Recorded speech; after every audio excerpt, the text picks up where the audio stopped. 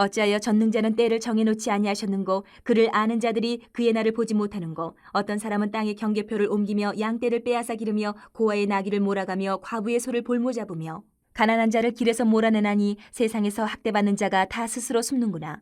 그들은 거친 광야의 들나귀 같아서 나가서 일하며 먹을 것을 부지런히 구하니 빈들이 그들의 자식을 위하여 그에게 음식을 내는구나. 밭에서 남의 꼴을 베며 악인이 남겨둔 포도를 따며 의복이 없어 벗은 몸으로 밤을 지내며 추워도 덮을 것이 없으며 산중에서 만난 소나기에 젖으며 가릴 것이 없어 바위를 안고 있느니라. 어떤 사람은 고아를 어머니의 품에서 빼앗으며 가난한 자의 옷을 볼모 잡음으로 그들이 옷이 없어 벌거벗고 다니며 곡식 이삭을 나르나 굶주리고 그 사람들의 담 사이에서 기름을 짜며 목말라 하면서 술투를 밟느니라. 성중에서 죽어가는 사람들이 신음하며 상한 자가 부르짖으나 하나님이 그들의 참상을 보지 아니하시느니라. 또 광명을 배반하는 사람들은 이러하니 그들은 그 도리를 알지 못하며 그 길에 머물지 아니하는 자라. 사람을 죽이는 자는 밝을 때에 일어나서 학대받는 자나 가난한 자를 죽이고 밤에는 도둑같이 되며 간음하는 자의 눈은 저물기를 바라며 아무 눈도 나를 보지 못하리라 하고 얼굴을 가리며 어둠을 틈타 집을 뚫는 자는 낮에는 잠그고 있으므로 광명을 알지 못하나니 그들은 아침을 죽음의 그늘같이 여기니 죽음의 그늘의 두려움을 알미니라. 그들은 물 위에 빨리 흘러가고 그들의 소유는 세상에서 저주를 받나니 그들이 다시는 포도원 길로 다니지 못할 것이라. 가뭄과 더위가 눈 녹은 물을 곧 빼앗나니 수월이 범죄자에게도 그와 같이 하느니라. 모태가 그를 잊어버리고 구더기가 그를 달게 먹을 것이라. 그는 다시 기억되지 않을 것이니 부리가 나무처럼 꺾이리라. 그는 임신하지 못하는 여자를 박대하며 과부를 선대하지 아니하는도다. 그러나 하나님이 그의 능력으로 강포한 자들을 끌어내시나니 일어나는 자는 있어도 살아남을 확신은 없으리라. 하나님은 그에게 평안을 주시며 지탱해 주시나 그들의 길을 살피시도다. 그들은 잠깐 동안 높아졌다가 천대를 받을 것이며 잘려 모아진 곡식 이삭처럼 되리라. 가령 그렇지 않을지라도 능히 내 말을 거짓되다고 지적하거나 내 말을 헛되게 만들 자 누구랴. 세상은 불공평합니다. 오늘 욥의 이 본문 욥의 하소연을 봐도 악인은 번성하고 약한 자는 억울한 일을 겪고 그런데 호소할 것은 없고 세상은 불공평해요. 그러면 성도인, 그리스도인인 저와 여러분은 어떤 날이 오면 좋겠습니까? 어떤 날을 기다리십니까? 지금 욥이 표현한 이 세상의 여러 가지 좋지 않은 모습들, 악인들이 번성하는 모습들, 우리가 살아가는 현대하고 그렇게 다르지 않다라는 것이 느껴져요. 그럼 우리는 어떤 날을 바라야 됩니까? 빨리 왔으면 좋겠다, 그 날이. 이렇게 기다리는 날이 있습니까? 오늘 그 날이 오면 어떻게 될까? 어떤 모습일까? 이런 것들을 욥의 이런 세상을 보고 한탄하는 모습들을 보면서 또 살펴보면 좋겠습니다. 먼저 1절에서 4절을 보면 악인이 심판받을 날을 손꼽아 기다리지만 그 날이 오지 않는다. 빨리 오면 좋겠는데 안 온다 아직. 그 틈에 악인들은 활개치고 약하고 가난한 사람들을 마음껏 학대하는데도 하나님의 심판의 날, 그 날이 오지 않는다. 언젠지도 알려주시지도 않고. 여러분 왜일까요? 수차례 욥기를 묵상해 오면서 하나님께서 악인들이 그렇게 자기 마음대로 살아가는 모습을 즉시 심판하시지 않고 지금 내버려 두시는 이유는 계속 반복되지만 악인까지도 회개할 기회를 주시고 기다리시는 중이다. 그 중에도 돌아오는 자들이 있기 때문에. 그래서 지금은 하나님이 기다려주시는 이 때는 그날이 아직 오지 않고 기다려주시는 이 때는 구원의 때고 은혜의 때입니다. 그 덕분에 우리도 살아남았습니다. 구원받았습니다. 그래서 우리는 이제 내가 구원받았으니까 다 됐어. 팔짱 끼고 그냥 너희들 죽어봐 이러면서 기다리는 때가 아니다라는 거예요. 그들도 나처럼 회개하고 제사함 먹고 구원받도록 외쳐야 되는 때다. 먼저 구원받은 자. 하나님이 알려주지 않으셨기 때문에 우리는 그날이 심판의 날이 언제 올지 모릅니다. 오늘이 될 수도 있고 내일이 될 수도 있고 1년 뒤가 될 수도 있고 전혀 몰라요. 그렇기 때문에 당장 오늘 올 수도 있다라는 그런 긴박감을 가지고 긴장을 풀지 말고 이 땅을 살면서 복음을 전해야 된다. 도둑같이 오시리라 얘기했잖아요. 그래서 그날은 반드시 온다.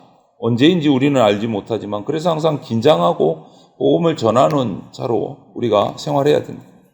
그리고 5절에서 8절을 보면서 욥은 좀 더 자세하게 얘기합니다. 악인에게 학대받는 사람들을 바라보는데 그날이 오면 그 사람들이 위로를 받습니다. 이 욥이 왜 이 학대받는 사람들을 바라보고 절절히 아픔을 공감하느냐 하면 욥이 경험을 해봤어요. 스바 사람, 갈대아 사람들에게 약탈을 당해서 자기 재산이 다 빼앗기는 그 경험을 해봤기 때문에 그 고통, 그 아픔을 누구보다 잘 알고 있는 거예요. 그런데 그 고통과 아픔이 지금도 세상에서 계속 이어지고 있구나. 안타까워하는 거예요. 정말 공고한 일이 많고 죽을 일이 쌓여간다. 그런데 왜 하나님은 그렇게 학대하고 약한 자를 괴롭히는 사람을 그냥 내버려 두실까? 그리고 그 학대받는 자를 바로 구원해 주지 않으시는가? 구원해 줘야 될 것 같은데 이렇게 지금 얘기하고 있는 거예요. 그런데 우리는요, 하나님의 위로, 하나님의 회복을 그냥 이 땅의 세상적인 것으로만 범위를 정하고 제한해 두면 안 됩니다. 하나님의 위로는 세상적인 위로, 세상적인 회복으로 끝나는 게 아니에요. 이 땅에 눈물이 그치지 않습니다. 아무리 닦아주고 또 닦아줘도 임시방편이에요. 우리가 바라봐야 될 진짜 위로, 참된 위로는 이 땅에서의 세상적인 위로가 아니고 세상이 줄 수 없는 하늘의 위로와 평안을 바라봐야 됩니다. 그리고 그날이 오면 반드시 심판하십니다. 9절에서 12절을 보면서 우리가 반면교사 삼을 수 있는 것이 예수님이 다시 오시는 날, 재림하시는 날, 회개하고 복음을 받고 주님을 따랐던 믿는 자는 아픔과 고통을 완전히 잊게 될 겁니다. 계시록 21장 4절 말씀처럼 그들의 눈물을 닦아주시고 천국에서는 두 번 다시 눈물 흘리는 일이 없을 것이다. 그래서 그 날이 오면 불신자에게는 정말 엄중한 심판의 날입니다. 악인들은 죄의 대가를 철저하게 치르게 될 겁니다. 그런데 악인을 분별하는 기준이 지금 욥의 기준 적혀져 있는 9절에서 12절에 적혀져 있는 욥의 기준과 하나님의 기준은 달라요. 욥은 9절에서 12절을 보면 가난한 자, 학대받는 자를 약한 사람으로 봤어요. 의인으로 봤어요. 그리고 가난한 자를 학대하고 괴롭히는 사람을 악인으로 봤어요. 갑을관계로 정확하게 나눈 거예요. 큰소리 치고 자기 마음대로 갑질하는 사람은 악인, 거기에 당하는 사람은 의인. 그러면 어떻게 됩니까? 을은 심판하고 거리가 멀어져요. 학대받는 사람, 가난한 사람, 이 사람은 심판받을 사람이 아닌 거예요. 하지만 의와 죄의 기준은요, 완전하고 거룩하신 하나님께 있습니다. 정의와 공의의 기준은 하나님이세요. 하나님 앞에서는 학대하는 사람도 학대받는 사람도 전부 다 죄인입니다. 갑도 죄인이고 을도 죄인입니다. 그 가운데서 하나님의 그 심판을, 엄중한 심판을 면하는 길은 딱 하나예요. 학대를 하는 사람이든 학대를 받는 사람이든 오직 예수 그리스도, 그분의 십자가 보혈을 믿고 그분의 의를 덧입을 때 의인이 되는 겁니다. 인간적인 공의를 가지고 정의를 가지고 의인 악인을 나누면 안 돼요. 그건 우리의 기준일 뿐이고 하나님의 기준은 예수 그리스도를 주인으로 받고 믿었느냐 믿지 않았느냐, 그게 기준입니다. 학대를 받았느냐 학대를 했느냐, 이게 기준이 아니다. 그러면 그날이 오면 어떤 변화가 있느냐, 13절에서 17절을 보면 어둠에서 빛으로 변화가 일어난다. 그날이 오면 욥은 악인이 빛을 피해서 어둠 속에서 악행을 막 저지르고 있다, 마음대로 한탄을 해요. 약하고 가난한 사람 죽이고 몰래 간음도 하고 어둠을 틈타서 강도짓도 벌이고, 그런데 왜 하나님은 이들을 그냥 보고 내버려 두시고 심판하지 않으실까? 무관심하신 건 아닐까? 우리도 그런 의문 갖기 쉬워요. 그런데 로마서에서도 나와 있습니다. 로마서 1장 24절, 26절, 28절을 보면 반복되는 것이 그들을 그대로 내버려 두셨다, 내버려 두셨다, 내버려 두셨다, 계속 반복을 해요. 내버려 두는 것이 심판인 거예요. 계속 악한 짓 하도록, 계속 음탕하도록, 계속 타락하도록 내버려 두셨다. 구원해 주지 않으시고 무관심하신, 그게 하나님의 심판이다. 그래서 오늘 욥의 표현대로 악인은 더 어둠을 더 사랑하고 예수님이 이미 빛으로 오셨음에도 그 빛을 피해서 숨는 것이 악인인 거예요. 자기가 행한 짓이 얼마나 악한지도 모르고 계속 어둠 가운데서 아침이 오는 것을 두려워하면서, 여러분, 주님 안에서 우리가 어둠과 죄를 깨닫게 됩니다. 이제 우리는 어둠을 벗어나서 빛으로 나가야 돼요. 왜? 우리는 빛이신 예수님의 빛의 자녀가 되었으니까 빛의 자녀답게 살아가야 돼요. 그날이 오면 어둠이 물러갑니다. 예수 그리스도의 빛으로. 그러므로 우리는 빛의 자녀로 살아가야 돼. 그리고 18절부터 20절에서 우리가 발견할 수 있는 것은 그날이 오면 급속하고 철저한 심판이 실행됩니다. 욥은 악인을 향한 하나님의 심판을 요청을 해요. 본문에 이들이 강할지라도 하나님의 심판 막을 수 없습니다. 흘러가는 물의 거품처럼 그냥 사라집니다. 순식간에 사라집니다. 햇볕 아래 눈이 순식간에 사라지시듯이 심판에 급속하게 이루어집니다. 다시 회복할 수 없을 만큼 철저하게. 이 땅에서 어떤 권세, 어떤 엄청난 권력을 부렸을지라도 아무도 기억하지 못할 만큼 철저하게 심판이 내려집니다. 그렇기 때문에 지금 어두운 세상을 살아가는, 욥이 한탄하는 그 어둠을 살아가는 우리 그리스도인들 입장에서는 갑이라고 생각하는 그 악인들의 권세를 부러워할 것도 없고 두려워할 것도 없다. 아무리 큰 나무도 하나님의 입김 한 번이면 그냥 뿌리채 뽑혀 날아가는 겁니다.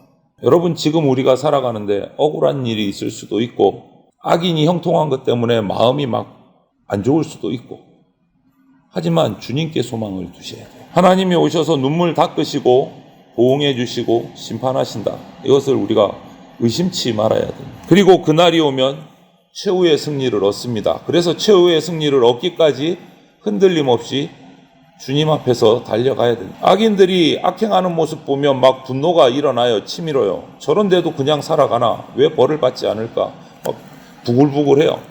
천년만년 권세를 누릴 것처럼 살아가니까 악인들이. 그런데 우리는 그 너머에 있는 하나님을 바라봐요. 심판을 준비하고 계시고 그 때를 기다리고 계신 하나님을 바라봐야 돼요.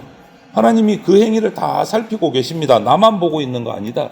그들의 그 악행의 권세는요, 하나님이 허락하신 기간 동안만 유지됩니다. 영원하지 않습니다. 때가 되면 하나님이 그들을 사로잡아서 잘려진 곡식 이삭처럼 심판하시는 겁니다. 우리는 그때를 알지 못하니까 지금 낙심하기도 하고 속이 타기도 하고 원망이 나오기도 해요. 실망하기도 하고. 하지만 최후 승리를 믿고 우리가 생각지도 못하는 순간에 하나님의 심판과 구원이 이루어진다라는 것을 우리가 확실히 믿고 소망하면서 주님을 바라보면서 믿음으로 살아가야 됩니다. 그때 우리가 최후의 승리를 얻을 수 있습니다. 결코 악인의 형통함에 미혹돼서도 안 되고 거기에 타협해서도 안 된다. 하나님이 모든 것을 살피고 계십니다. 악인이 번성하고 의인이 고난을 받는다고 할지라도 하나님이 지켜보고 계십니다. 그러므로 성도된 우리는요, 최후 승리를 믿음으로 인내하고 그들에게 복음을 전하면서 살아가야 됩니다. 심판의 날이 반드시 옵니다.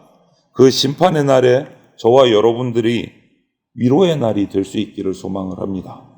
아멘. 주 예수여 어서 오시옵소서. 이 고백, 이 소망을 가지고 주님 앞에서 최후의 승리자가 되는 날까지 믿음으로 나아가는 저와 여러분들이 다 되시기를 주님의 이름으로 축원을 드립니다. 아멘.